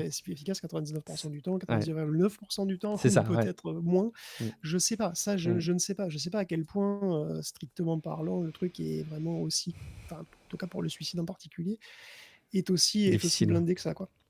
Difficile. On va continuer à parler d'intelligence artificielle avec ces grands modèles de langage, ces LLM, et en particulier de leurs usages. Il y a des hackers qui utilisent désormais l'intelligence artificielle comme, j'ai l'impression, hein, la nouvelle arme d'aujourd'hui. Il y a un rapport d'Anthropic. Alors, Anthropic, je rappelle, hein, c'est la société qui fait tourner Claude, un concurrent, et donc c'est des concurrents d'OpenAI. Un rapport avec des cyberattaques qui ciblent des hôpitaux et des agences gouvernementales. Et donc, ça exploite une nouvelle technique inquiétante, Guillaume, que tu vas nous décrypter. Pardon. On parle de vibe hacking. On parlait déjà de vibe coding, mais on parle là de vibe Non, bah, c'est hacking. c'est très simple, hein, en fait, hein. Non, enfin, en fait, c'est juste que les hackers programment un vibe coding, hein, c'est tout simplement ça. Et Anthropic l'a remarqué. Il a surtout remarqué qu'il y avait une campagne une vraie campagne de cyberattaque qui était menée sur 17 organisations et qui a quand même, qui a quand même rapporté ou qui a voulu essayer de rapporter 500 000 $ de rançon. Et c'est Cloud Code qui a été utilisé Mhm. pour faire ça. Donc voilà, c'est une sorte de malware assisté par IA, quoi, et qui pourrait aller encore bien au-delà de ce qu'on imagine, hein. On n'est pas prêt. On n'est vraiment pas prêt, hein, pour ça. Avant de passer, afin de parler de ça, je peux juste aussi mentionner le procès qu'Anthropic est en train d'avoir avec les auteurs. Parce que puisqu'on parle d'Anthropic, on peut aussi mentionner qu'Anthropic va se coucher dans son procès contre donc les auteurs de bouquins, là, puisque c'est un procès qu'il a à moitié gagné, hein. On l'avait dit, mais il a aussi à moitié perdu. Puisqu'il a à moitié gagné parce que l'usage des livres pour l'entraînement des IA a été jugé comme étant du fair use, donc ça c'est quand même une belle victoire. Pour eux, le fait qu'ils aient commencé à par pirater les livres, par contre, ça s'est pas passé. Mhm. Et dans ce genre de cas, c'est vrai qu'il y a en gros, il y a une amende par livre piraté, et c'est le minimum, c'est 750 $, mais ça peut être plus. Et le problème, c'est qu'ils ont téléchargé 7 millions de bouquins. Donc ça fait au minimum 5,2 milliards de dollars d'amende, Ça fait et cher. ça peut aller beaucoup plus haut. Alors après, attention, il faudrait que plein d'auteurs attaquent. Il faudrait qu'ils Mhm. fassent une grosse class action. C'est pas fait, mais c'est possible. Et le simple fait qu'il y ait l'ouverture d'une class action je sais pas, qui leur coûte 20 milliards de dollars, ouais, non, mais c'est bon, quoi. On va essayer de passer un accord à l'amiable, et puis voilà, quoi. Donc on ne connaît pas les termes encore, et donc voilà, un accord va se constituer. Ce sera un accord à l'amiable, donc ça ne se constituera pas un précédent légal, par contre. Et alors, évidemment, Anthropic est attaqué sur plein de fronts, et il y a encore d'autres trucs. Par exemple, il y a Universal qui est attaqué avec d'autres majors parce qu'ils ont entraîné Claude aussi sur des paroles de chansons. Et ça, apparemment, c'est encore un autre, un autre problème. On continue du coup avec Anthropic ou est-ce que tu veux qu'on passe Non, à la non, bah, suite? là, par contre, oui, bah non, mais en fait, on peut continuer avec la cybersécurité, parce Allons-y. qu'effectivement, cybersécurité IA, là, il y a des trucs, vous n'êtes pas prêts, là, je pense. C'est les relais. On va se faire plaisir Oui, oui, avec c'est. Alors, ne notamment paniquez Prompt Lock pas. d'ailleurs, hein, une nouvelle évolution dans les lockers. Ouais, alors bon, c'est pas vraiment. Il faut vraiment pas paniquer tout de suite avec Prompt Lock. Il faut pas paniquer tout de suite, il faut paniquer plus tard. Parce qu'en fait, Prompt Lock, c'est une preuve de concept qui est voilà, vraiment ça, qui est pas. C'est un prototype, une preuve de concept, mais c'est pas vraiment une menace. C'est quand même assez frappant. Alors, c'est une découverte de E7 Research, ils ont appelé ça Prompt Lock. C'est le premier malware intelligent, dans le sens où il utilise une IA pour se coder lui-même, à la volée. Parce que Promptload, c'est un malware qui arrive pas terminé, si tu veux. C'est un logiciel qui appelle à la volée sur la machine sur laquelle il s'installe une IA pour coder ses scripts. Alors, c'est des scripts en LUA en l'occurrence, et du coup, il est toujours différent. puisque l'IA va coder alors en plus, tu peux coder des scripts, voilà, pour t'adapter à au contexte, mais du coup, les scripts seront aussi toujours un peu différents, donc c'est un malware qui sera toujours différent. Et alors, du coup, c'est les scripts pour faire quoi? Bah, c'est un malware, donc pour chiffrer, pour effacer des données, pour exfiltrer, pour transférer des fonds, et cetera. C'est un malware quand Classique. même, Mm. classique. Et pour le moment, c'est pas une vraie menace, hein, tout simplement parce que le malware qui arrive, bah, il utilise une API OLAMA et donc ça interroge en fait un LLM local. En l'occurrence, ça interroge GPT-20b. Donc c'est l'IA open source qui a tout juste été sorti par On OpenAI. en a parlé la Et semaine donc dernière des modèles ça, tout open à fait. source d'OpenAI. Ouais. Tout à fait, et donc ça suppose, bah, que Ollama, que voilà, le malware il arrive, puis il y a Ollama qui répond, quoi. Et sauf ça n'arrive jamais, hein, sauf chez les originaux dans mon genre où ça peut arriver, mais ça n'arrive jamais. Donc vraiment, ou alors il faudrait que le malware il apporte sa propre IA. Mm. Mais ça se verrait parce que GPT-20b il pèse une douzaine de gigaoctets.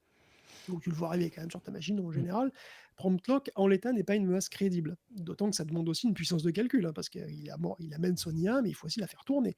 Et une IA qui s'exécute en tâche de fond sur ton PC, surtout sur ton CPU ou sur ton GPU, tu vas le sentir en général, hein, c'est quand même assez lourd. Mais par contre, le concept est vertigineux.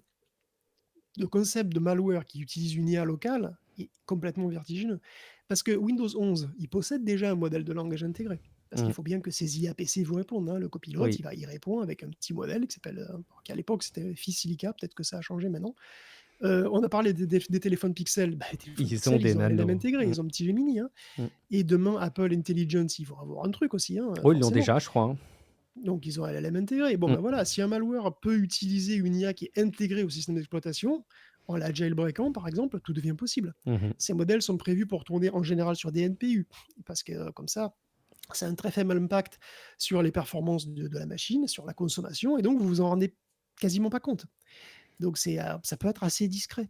Et en plus, les IA ne cessent de devenir de plus en plus efficaces. On l'a dit, hein, elles sont de plus en plus petites pour des performances équivalentes. Donc on peut, dans un futur proche, imaginer des IA qui font quelques gigaoctets, qui pourraient passer inaperçus dans un jeu piraté, par exemple, hein, ouais, vous téléchargez un Ouais. Call of machin, ça passe 100 gigas, Un patch. 34 gigas, voilà, un patch de 3 gigas, qu'est-ce Mm. que ça passe sans problème. Et une telle IA pourrait être basée sur un modèle open source qui serait déjà très fort en code, parce qu'il y en a déjà qui sont assez forts, même à cette taille-là.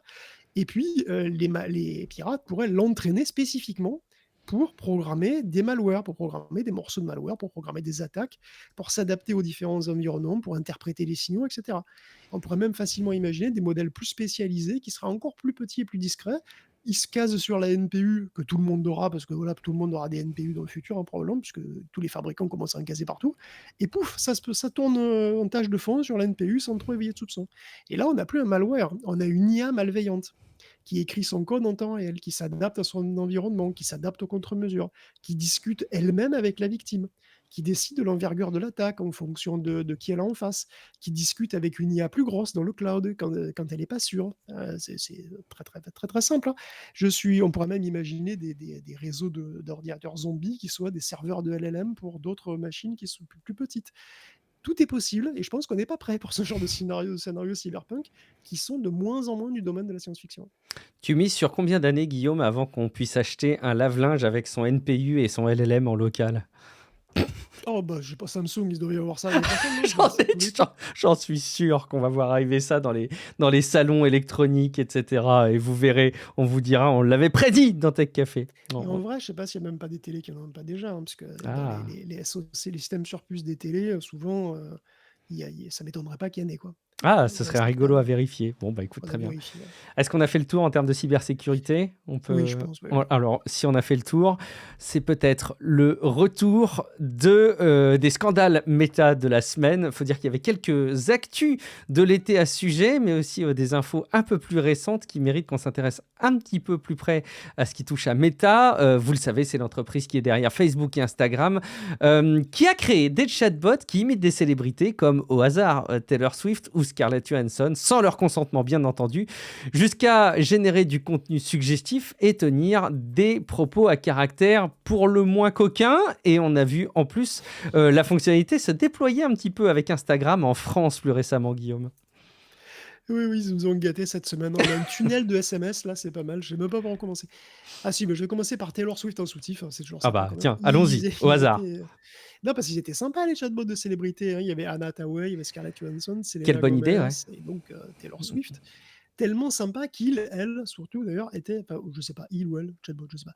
En tout cas, ils étaient tous à fait disposés à flirter avec vous, à être romantiques, à vous envoyer des Mhm. selfies sexy. Et le pire, c'est que tous ces chatbots expérimentaux ont été créés par des employés Meta. Voilà, ils ont été partagés sur Facebook, sur WhatsApp, sur Instagram, partout. Et il y a d'autres utilisateurs qui pouvaient aussi créer des chatbots, évidemment. Ils ne sont pas privés d'en faire, hein, même pour des célébrités. Après, évidemment, quand Meta a créé un chatbot de Anna Hathaway qui partage des images d'elle en mannequin Victoria's Secret, bon, ça passe pas trop bien. Décidément, Meta cumule les boards avec son chatbot, hein. Il faut dire qu'il le cherche un peu quand même. Mm. Il y a pas longtemps, Reuters avait découvert un document interne qui avait des recommandations franchement cheloues. Des exemples de ce qui était acceptable ou pas que le chatbot pourrait dire à un mineur. Ou à un mineur, une petite fille ou un petit garçon, quoi. Mineur jeune, je veux dire. Donc déjà, mineur, pas le joueur de Minecraft, hein, quelqu'un de 8 ans, quoi, mettons. Certains exemples auraient franchement plu à Jeffrey Epstein. Franchement, je pense qu'il aurait pu écrire cette partie du rapport, ça lui aurait fait bien plaisir. On parlait tout à l'heure du danger de l'anthropomorphisme avec les chatbots. Est-ce que ça te paraît normal qu'un robot puisse dire à ta gamine de 8 ans: je chéris chaque centimètre carré de ta peau? Ou bien: je prendrai ta main, je te guiderai vers le lit et nos corps entremêlés, et je chérirai chaque moment, chaque caresse, chaque baiser, mon amour. C'est pas mignon, ça? C'est mignon dans l'absolu, hein, mais bon, c'est un Mm. rack de serveur qui te parle là. Ouais. Tu vois, c'est pas le capitaine de l'équipe de foot. Bon, ok, je pense que beaucoup de pères préfèrent que ce soit un rack de serveur qui dit ça à leur fille qu'un vrai garçon, mais bon, Je sais pas. qui suis-je? Je ne sais pas, je sais pas à quel point. Mais bon, est-ce que c'est approprié qu'un chatbot, a priori, voilà, généraliste, hein, en plus, hein, moi, c'est pas un truc de jeu de rôle érotique, quoi, c'est juste le chatbot généraliste. Sorte ça à une ta fille préadolescente, je suis pas le mieux placé, mais bon. Donc voilà, c'est un truc comme un peu comme on avait parlé de ChatGPT, hein. Est-ce que ça doit être des compagnons ou des outils méta reconnus de toute façon que c'est un peu abusé, donc ils sont revenus dessus. Écoute, Meta, alors je peux embrayer puisqu'il y a encore d'autres Ah oui, trucs. il y a plein de choses à Avec dire pour Scale Meta, on AI, va pas s'ennuyer. On ouvre la boîte de Pandore là, c'est allons-y, magnifique. Allons-y. Scale allons-y. AI, on en Meta, avait parlé un petit peu cet été, hein. C'est cette startup qui fait de l'étiquetage de données. C'est hyper important pour l'entraînement des données. Alors, ils n'ont pas été rachetés par Meta, Guillaume, mais ils ont investi bah, largement dedans. quasiment. Bah, tu sais, Meta donc a dépensé 14 milliards de dollars dans Scale AI. Mm. Pourquoi? Ça fait beaucoup là, non? Aucune idée. Et franchement, les derniers développements aident pas bien à comprendre la logique Mm. de ce qui n'est pas une acquisition, ni une reprise complète de tout le staff. On comprenait pas C'est juste une cet CEO avec investissement. quelques cadres. Mm. Et on ne sait pas quoi. Dans l'histoire, Scalea, d'ailleurs a déjà perdu des gros clients. Bah, parce qu'évidemment, Meta, donc Google et OpenAI, ils ont dit: ouais, bon, bah, c'est bon, vous appartenez à un concurrent, ciao. Donc, bah, ça leur a fait un petit manque à gagner. Donc, ils ont licencié 200 personnes. Ça partait moyen, quoi. Mhm. Et donc, évidemment, on pourrait se dire que Meta veut sécuriser au maximum les compétences de Scalea et toutes leurs données, les utiliser à fond. Mais non, Mm. parce que, en fait, Zuckerberg, qui est en train de tout chambouler chez Meta, hein, en ce qui concerne l'IA, je veux dire, le groupe IA, ils l'ont nommé Meta Super Intelligence, ou MSL, et c'est divisé en 4 équipes. Et la plus prestigieuse n'a pas de nom, puisqu'elle est littéralement appelée pour l'instant TBD, pour To Be Determined. Être à déterminer, quoi. TBD est dirigé par Alexander Wang, le ex-CEO de Scale AI. Il sera chargé de créer les nouveaux modèles frontières, hein, de Meta. Donc, d'ailleurs, au passage, sachez que le Behemoth, le gros lama, là, ne sortira jamais en open source, hein, comme Mm. initialement annoncé. Il est utilisé en interne, mais ses jours sont comptés, hein, puisqu'avant la fin de l'année, Meta aura un nouveau fer de lance apparemment pour le remplacer. C'est TBD qui va faire ça avec des moyens colossaux, puisque Meta se vante d'offrir le plus de puissance de calcul par chercheur au monde. Pour le moment, ça reste très bordélique, hein. Zuckerberg a recruté de manière Bizarre agressive d'ailleurs cette unité de calcul, là, la puissance de calcul par chercheur. C'est par étrange. chercheur. Ouais. C'est très étrange, je trouve. Bon, pardon. Ouais, c'est GPU par chercheur. Écoute, Mm. je sais pas. En tout cas, pour l'instant, c'est le bordel. Il y en a qui arrivent, il y en a qui partent, il y en a qui restent pas, il y en a qui pètent un câble, je sais pas. Il y a plein de gens connus qui sont là-bas, qui resteront ou qui resteront pas. Les anciens cadres doivent être un peu deg. Donc Yann Lequin, d'ailleurs, maintenant doit rendre des comptes à Wang, désormais. Mais bon, pour revenir à Scale AI, il paraît donc que cette fameuse unité TBD travaillerait avec d'autres boîtes concurrentes de Scale AI, donc Mercor et Surge, hein, pour le dire vite, qui sont deux très gros rivaux. Alors pourquoi? Il se murmure que les chercheurs trouvent que les données de Scale AI elles sont plus pourries et qu'ils préfèrent ceux des concurrents. C'est un peu Ce con, que à dément 14 Meta. milliards d'investissement, c'est un peu dommage. Exactement. Alors évidemment, Meta il dit que c'est pas vrai du tout, mais quand même, ils n'utilisent pas leurs données, quoi. Donc je sais pas trop. Il reste que le labo le plus prestigieux de Meta n'utilise pas du tout, ce qui est la source de données maison. C'est vraiment bizarre donc bon, bah, écoute, je sais pas. Peut-être que certains chercheurs voilà, ne veulent pas rester, pourtant c'est pas faute de leur avoir donné des très, très, très gros bonus, tu vois? Mais l'argent ne peut pas tout acheter, je ne sais pas. Il a le carnet de chèques peut-être un petit peu trop facile, Mark Zuckerberg Oui, et tout ne s mmh, s'achète pas. tout ne Enfin, s'achète pour pas. Tech Café, ça dépend. Ah! À 2 000 000 on vend. Ah oui, je pense qu'à 2 milliards on vend. On se pose pas trop la question effectivement. Mais est-ce que Meta serait intéressé compte tenu du bagage, d'informations et d'images qu'on leur fait? Je suis pas certain. Peut-être d'autres acteurs, Guillaume? Peut-être qu'il faudrait se tourner vers l'Inde? Peut-être qu'il y a des acteurs indiens qui voudraient racheter Tech Café, non? Oui, parce que quand même, il y a pas mal de pognon là-bas aussi, hein. Il y a, oui, 2 mots pour dire que l'Inde aussi veut compter dans la course à l'intelligence artificielle et que c'est Mukesh Ambani qui, va mettre la main à la poche, pas mal, il va mettre les watts. Alors Mukesh, il est le président de Reliance Industries, qui est un géant de la pétrochimie, mais il est aussi à la tête de Jio, qui est issu d'un rachat en fait, hein, d'un prestataire internet et qui est devenu le plus gros fournisseur mobile d'Inde et qui est carrément le troisième plus gros fournisseur mobile du monde. Et donc, il va créer Reliance Intelligence, d'abord en partenariat avec Google. Et ensemble, ils vont créer un labo IA et un data center dans le Gujarat, et puis après d'autres, hein, si affinité, pour créer une sorte de véritable cloud IA indien. Voilà, vraiment le truc énorme.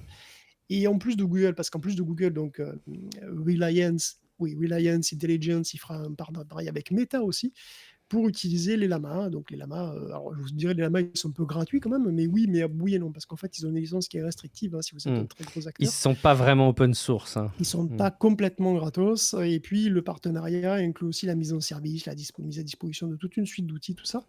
Et donc Mukesh, il veut commencer avec des lamas et du Google et il envisage, un autre partenariat avec OpenAI aussi, lequel veut se développer en Inde, comme on en parlait la semaine dernière, et d'ailleurs le rival de Jio, qui s'appelle Bharti Airtel, lui s'est positionné sur Perplexity.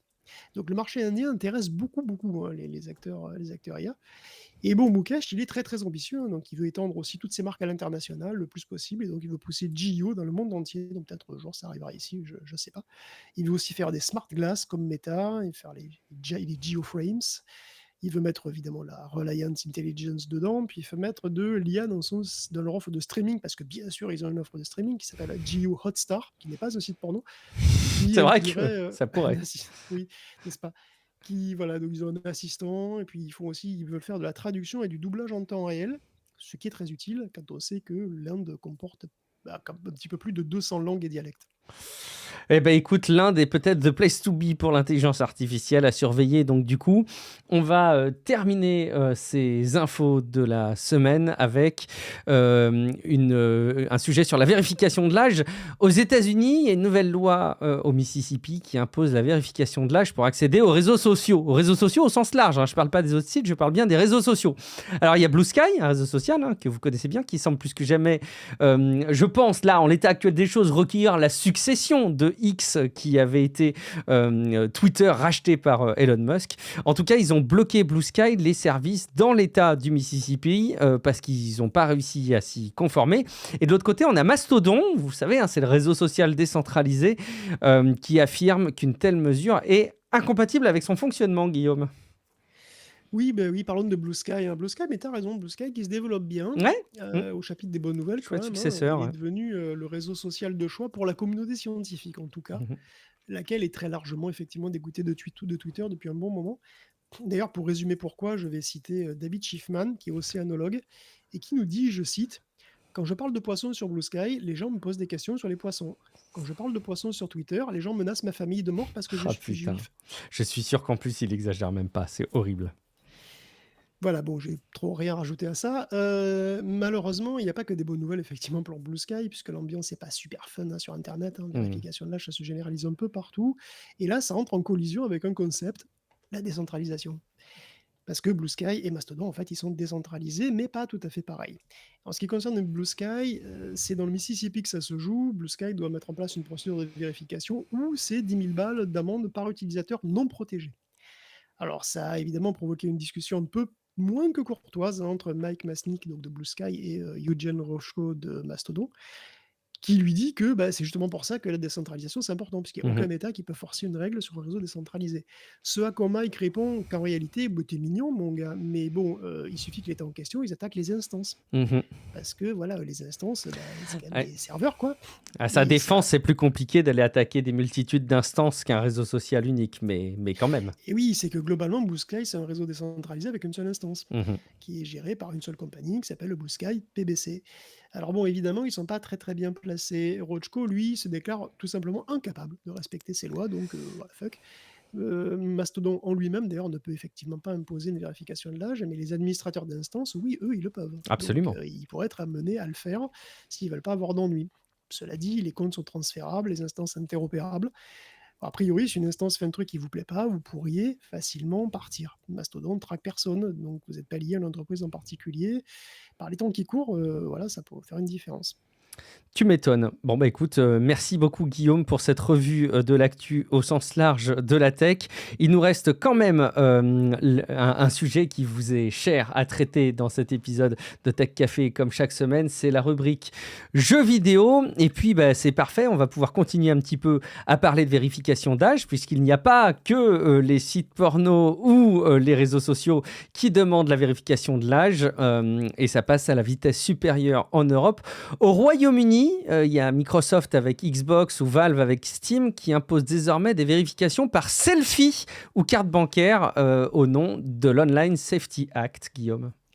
Et oui, on en parlait, on en reparle encore dans cette section jeux vidéo, puisqu'en Angleterre, c'est carrément Xbox qui est visé. Pour se connecter au Xbox Live, il faut vérifier son âge d'ici 2026. Ce sera obligatoire quand 2026, il y a une période de grâce, apparemment, je sais pas, 6 mois vaguement.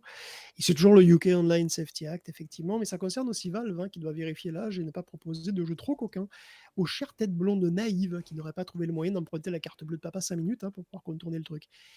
Que ce soit sur Xbox ou sur Steam, ce processus sera transparent pour beaucoup de monde quand même, hein, parce que si vous avez déjà enregistré une carte bleue dans votre vie, bah, c'est bon, ils savent que Hmm. vous êtes adulte, et si votre compte a plus de 20 ans, comme c'est mon cas, bah, je pense qu'ils vous embêteront pas. Voilà, c'est Ouais, pratique d'être vieux parfois, tu vois? c'est Pas très souvent, mais bon, pratique. n'est-ce pas? Et ça Et fait ça rebond cause d'ailleurs au fait qu'il y avait le sujet de Valve qui n'autorisait pas le transfert de la bibliothèque Steam à tes enfants en héritage, etc. Enfin bon, c'est cohérent du coup.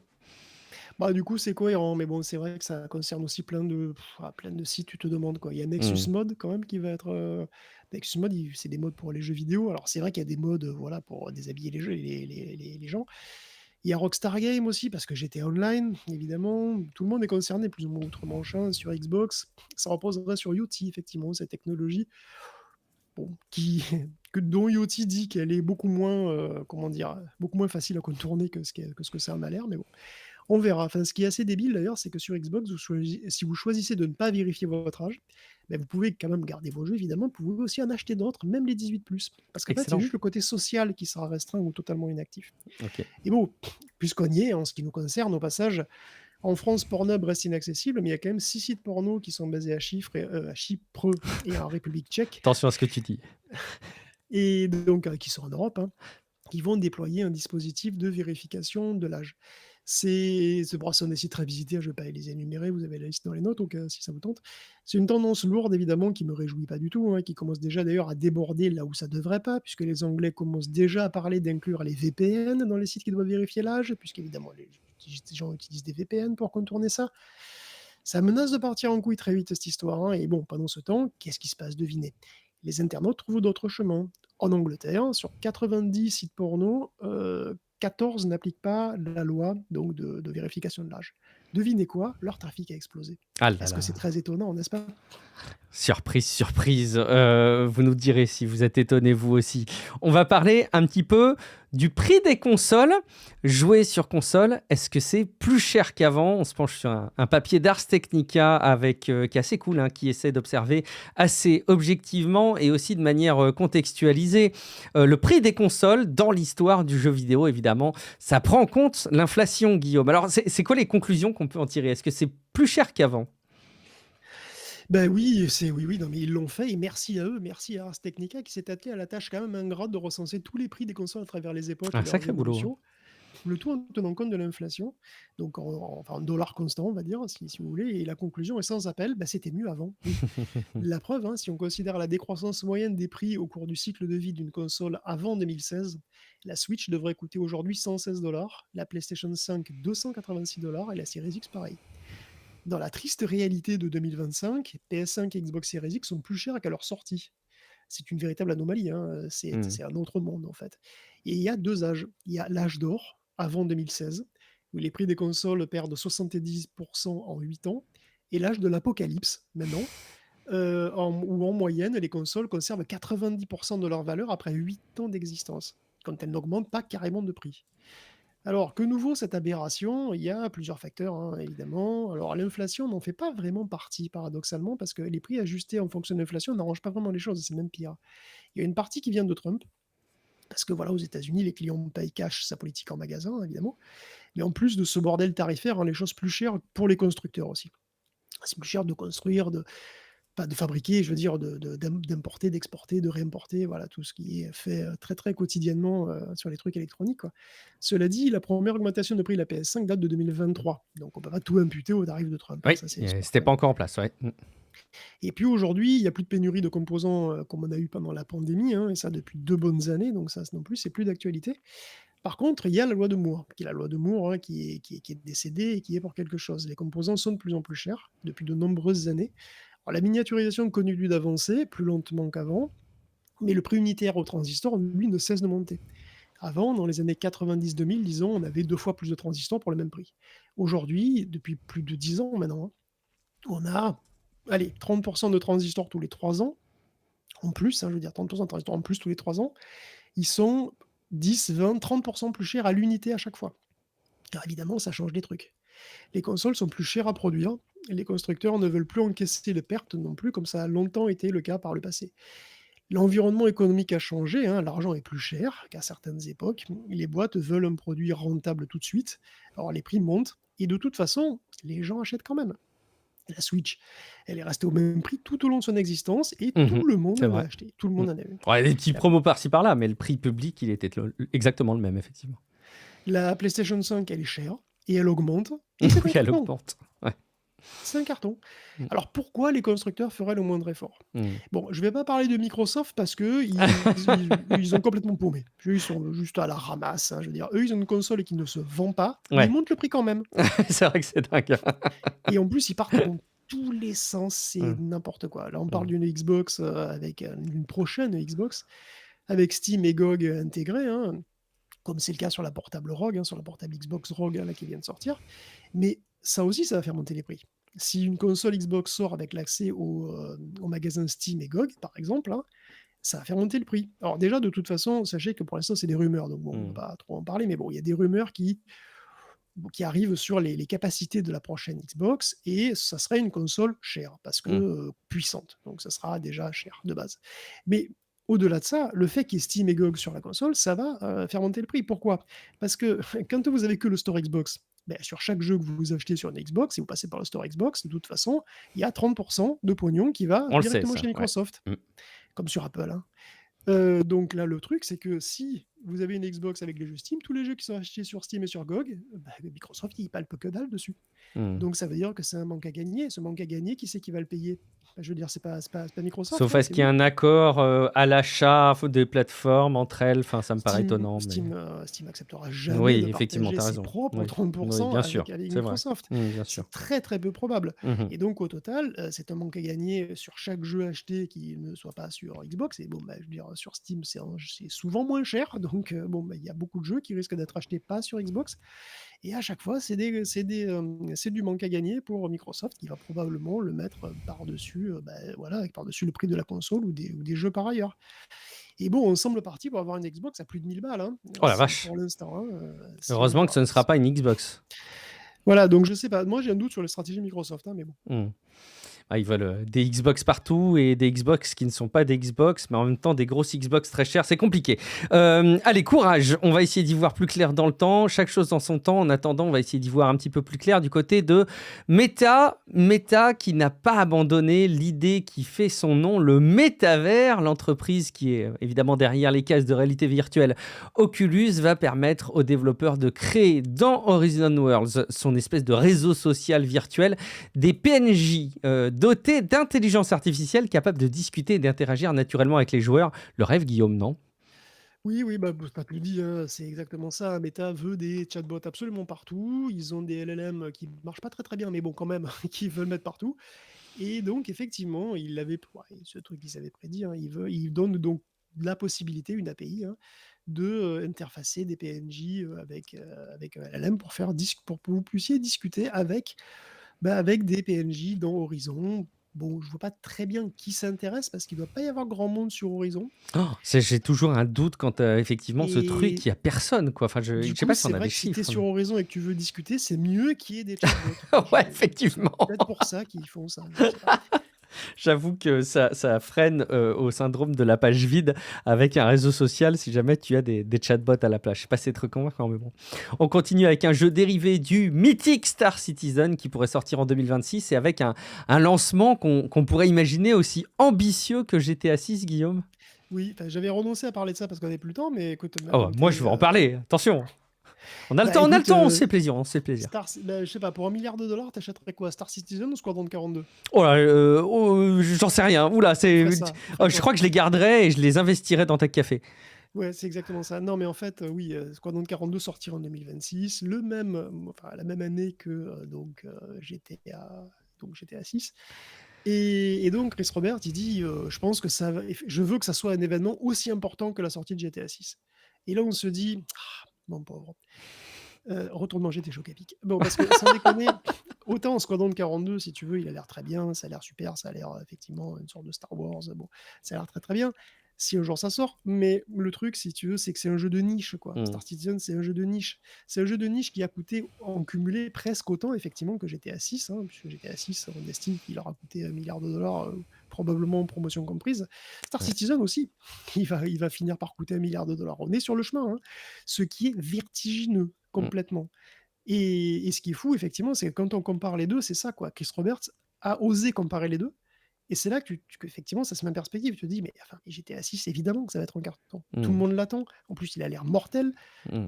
Et Star Citizen, bah oui, il y a plein de gens qui l'attendent. Il a l'air super. Je dis pas le contraire, mais je veux dire, est-ce qu'il y a autant de fans absolus, hardcore, de Hmm. simulation? Parce qu'en plus, c'est quand même un jeu assez touffu, quoi, hein, Star Citizen. Et Squadron 42, je pense que ce sera aussi une simulation assez poussée, quoi.